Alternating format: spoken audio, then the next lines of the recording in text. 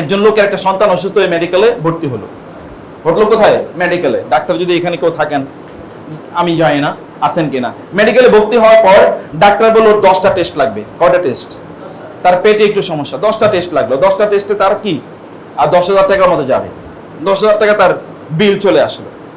এখন 10,000 টাকা বিল দিয়ে এই ডাক্তার কি করলেন? এই টেস্টগুলো একটারও প্রয়োজন ছিল না, কিন্তু মিথ্যা টেস্ট দিয়েছে। দেয় কিনা এরকম মিথ্যা টেস্ট? 10টা টেস্ট দিয়ে তিনি 10,000 টাকা ইনকাম করলেন।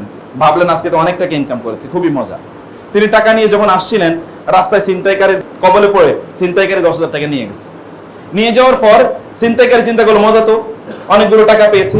ছিনতাইকারী টাকা নিয়ে কি খুব মজা করে যাচ্ছিল, সামনে পুলিশ অফিসারের সামনে দেখা। পুলিশ অফিসার কি করছে? তার কাছ থেকে ওই টাকা নিয়ে গেছে। নিয়ে যাওয়ার পর পুলিশ অফিসার চিন্তা করলো যে ভালোই তো, কিছু টাকা পয়সা পেয়েছি। অনেকদিন বাসায় বাচ্চারা কি ইলিশ মাছ খেতে চেয়েছিল, ইলিশ মাছ তো নেই না, আজকে ইলিশ মাছ নিয়ে যাব। এখন তিনি বাজারে গেলেন। বাজারে যাওয়ার পর তিনি ইলিশ মাছ কিনলেন, কিন্তু ওই ব্যক্তি যিনি তাকে ইলিশ মাছ দিয়েছেন, ইলিশ মাছ হলো পচা এবং ফরমালিন যুক্ত। এখন এই ইলিশ মাছ কি করেছে? নিয়ে গেছে। ইলিশ মাছ যখন তিনি নিয়ে গেলেন বাসায়, এইদিকে ইলিশ মাছ যে বিক্রি করেছে ও মনে করছে অনেক ভালো, অনেক টাকা পয়সা পেয়েছে, ইত্যকার। আর যিনি ইলিশ মাছ বাসায় নিয়ে গেলেন উনি ছিলেন কে? Police officer. মনে আছে কিনা? ওই যে এই পুলিশ অফিসার ইলিশ মাছ নিয়ে গেছেন। ইলিশ মাছ নিয়ে যেয়ে তার সন্তানদেরকে খাওয়ালেন। ওই সন্তানের পেট খারাপ হয়ে গেছে, এর হসপিটালে ভর্তি করাইছে। আবার 10,000 টাকা তার বিলিশ। ওই টাকাটা কার ছিল? ওই যে দেখেছেন না কিভাবে ঘুরে ঘুরে সব যায়। আপনি কখনো হারামের জিনিস আপনার নিজের কাছে রাখতে পারবেন না। আপনি কখনো অন্যায় ভাবে কোন জিনিস আপনার নিজের কাছে রাখতে পারবেন না। আপনি যদি অন্যায় করেন তাহলে কোনো একজন অন্য কোথাও দাঁড়িয়ে আছে আপনার প্রতি অন্যায় করার জন্য। আপনি যদি ন্যায় করেন তাহলে কোনো এক জায়গায় আপনার পক্ষে ন্যায় করার জন্য কেউ একজন দাঁড়িয়ে থাকবে। আপনি অন্যদের সন্তানদেরকে ঠিক সেভাবেই গুরুত্ব প্রদান করবেন যতটুকু আপনি চান অন্যরা আপনার সন্তানকে গুরুত্ব প্রদান করুন। যদি আপনি তা করেন তাহলে বিশ্বাস করুন আপনার সন্তানরা সত্যি করতে ভালো মানুষ হয়ে বেড়ে উঠবে। তারা সত্যি করতে ভালো মানুষ হবে, আদারওয়াইজ তারা সত্যি করতে ভালো মানুষ হবে না। এটা একটা বিশাল বড় একটা আমানতের ইস্যু। আপনি নিজেই কোনো অবস্থায় খেয়ানতের দায়িত্ব গ্রহণ করবেন না, অথবা আপনি নিজেই কিয়ামতের একটা আলামত হয়ে যাবেন না যে আমি এখানে দায়িত্ব পালন করছি, অথবা আমি যে দায়িত্ব পালন করছি এই দায়িত্ব যথাযথভাবে পালন করছি না। একজন ব্যক্তির মর্যাদা হলো তিনি কত সুন্দরভাবে তার দায়িত্বটা তিনি পালন করছেন, কত সুন্দরভাবে তিনি করছেন। এটা হচ্ছে আর আপনার মর্যাদা নির্ভর করে। সবাই তো কাজ করে, কিন্তু অধিকাংশ লোকই কাজটা সুন্দরভাবে করতে পারে না। এই যে এত বড় বিল্ডিং দেখে আপনাদের ভালো লেগেছে না? কেন ভালো লেগেছে?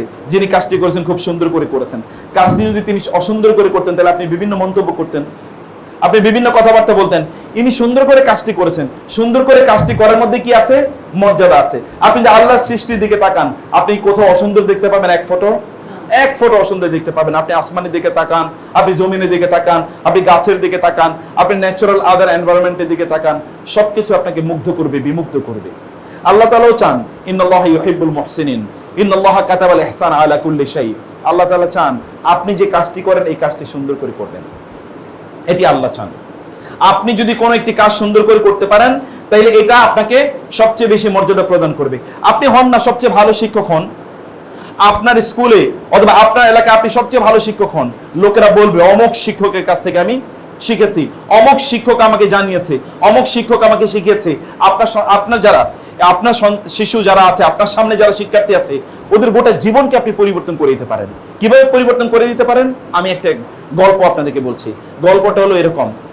বাজারে গিয়েছেন একজন মুরব্বী, বৃদ্ধ একজন লোক, শুটেড বুটেড একজন লোক এসে তাকে বলে আসসালামু আলাইকুম। বলে তুমি? ওয়ালাইকুম আসসালাম। তুমি কে বাবা? বলে স্যার আমি আপনার ছাত্র, আপনি আমাকে চিনতে পারেন না? বলে না, তোমাকে তো আমি চিনতে পারছি না। বলে স্যার তাহলে আমি আপনাকে ক্লু দেই, তাহলে আপনি চিনতে পারবেন। বলে কি ক্লুটা? ক্লুটা হলো স্যার, আপনার মনে আছে কিনা একদিন ক্লাসে একটা পেন্সিল হারিয়ে গিয়েছিল, আপনি তখন বলেছেন এই পেন্সিলটা কার কাছে আছে দিয়ে দাও। পেন্সিল কেউ দেয়নি। আপনি তখন বলেন আচ্ছা ঠিক আছে, তোমরা সবাই চোখ বন্ধ করো, যে পেন্সিলটা নিয়েছে সে আমার হাতে এসে দিয়ে যাবে। তখন আমরা সবাই চোখ বন্ধ করেছিলাম স্যার। সেই দিন সেদিন আমি পেন্সিলটা নিয়েছিলাম। এই যে আপনি যে বলেছেন সবাই চোখটা বন্ধ করো, চোখ বন্ধ করার কারণে আমি যে পেন্সিল নিয়েছি কেউ জানে না। যদি আমি সেই দিন পেন্সিল নিয়েছি এটা যদি সেই দিন প্রমাণিত হতো তাহলে আমি লজ্জিত হতাম, আমি স্কুল থেকে চলে যেতাম, আমি এখানে লজ্জায় আসতে পারতাম না, আমি আর পড়াশোনা করতে পারতাম না। কিন্তু সেই দিন আমার একটা বড় শিক্ষা হয়েছে স্যার। এই যে আপনি আমার সম্মান রক্ষা করেছেন না, আমি বুঝতে পেরেছি সম্মান রক্ষা করাই খুবই জরুরি এবং আমি এই জন্যে আপনার সেই শিক্ষাটাকে সামনে রেখে আমি এরপরে ভালো মানুষ হয়েছি, আমি ভালো করে পড়াশোনা করেছি, আজকে আমি খুবই প্রতিষ্ঠিত, খুবই সম্মানিত। স্যার বলেন ভালো কথা, থ্যাংক ইউ, কিন্তু তুমি যে পেন্সিল নিছো তা তো আমি জানি না। বলে কেন স্যার?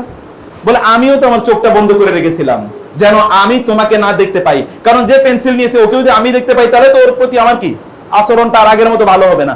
এই জন্য আমিও চোখটা বন্ধ করে রেখেছিলাম যে পেন্সিল নিয়েছে তাকে যেন আমি না দেখতে পাই। একজন শিক্ষকের মহত্ব দেখেছেন, ভালোবাসার লেভেল দেখেছেন, তিনি কিভাবে পরিবর্তন করে দেন মানুষকে।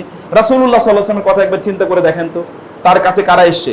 ওমর রাদিয়াল্লাহু তাআলা তাকে হত্যা করতে আসেন নাই? এসছেন কিনা? আপনি তো গল্প জানেন। ওমর তাকে এসেছেন হত্যা করার জন্য। সেই ওমর পরবর্তীতে কি করেছেন বলেন তো? ইসলাম শুধু গ্রহণে করেছেন এরকম? এই ওমর রাসূলকে গিয়ে বললেন, আপনি কি সত্য নবী নন? হ্যাঁ। ইসলাম কি সত্য ধর্ম নয়? হ্যাঁ। কোরআন কি সত্য ধর্মগ্রন্থ নয়? হ্যাঁ। তাহলে আমরা কেন গোপনে ইসলাম প্রচার করছি? বলে তুমি কি করতে চাও? বলে আমি প্রকাশ্যে ইসলাম প্রচার করব। মাত্র হত্যা করতে গেল, কিন্তু কেমন মানুষের পরিবর্তন হয়ে এসেছেন দেখেন, কেমন মানুষের পরিবর্তন হয়েছেন। শিক্ষক কাকে বলে? শিক্ষক আসলে ট্রান্সফরমেশন করে। শিক্ষক আসলে একজন মানুষকে পরিবর্তন করে, বিবর্তন করে, তাকে তার মধ্যে স্বপ্ন জাগিয়ে দেয়, তার মধ্যে আশা জাগিয়ে দেয়, তার মধ্যে প্রত্যাশা জাগিয়ে দেয়।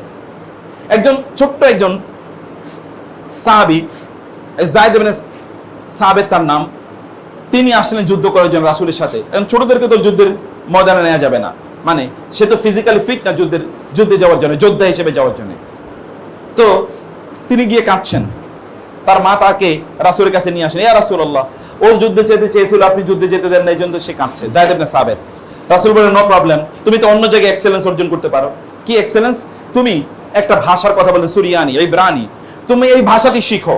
এই ভাষাটি শেখার মাধ্যমে আমরা অমুসলিম অন্যান্যদের কাছে আমরা ইসলামের মেসেজগুলো পৌঁছে দিতে চাই। এই কাজটা যদি তুমি করতে পারো, তুমি কোরআন ভালো করে শেখো, তুমি কোরআন ভালো করে শেখো এবং ভাষা তুমি ভালো করে শেখো।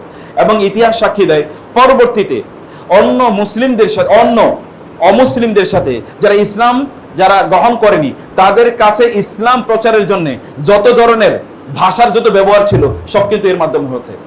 তিনি কিন্তু কেঁদেছিলেন, তিনি ভেবেছেন তিনি যুদ্ধের ময়দানে যেতে পারবেন না, কিন্তু যুদ্ধ কি কেবলমাত্র অস্ত্র শস্ত্র দিয়ে হয়? আর কি যুদ্ধ নাই? আছে কিনা? সমাজে অধিকাংশ যুদ্ধ অস্ত্র দিয়ে হয় না।